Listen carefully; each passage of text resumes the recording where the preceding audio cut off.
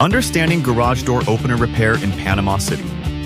A noisy, unresponsive, or inconsistent garage door opener can signal deeper issues, especially in Panama City's humid, salty climate. Common signs of trouble. Watch for delayed response, grinding noises, partial movement, or total failure to operate.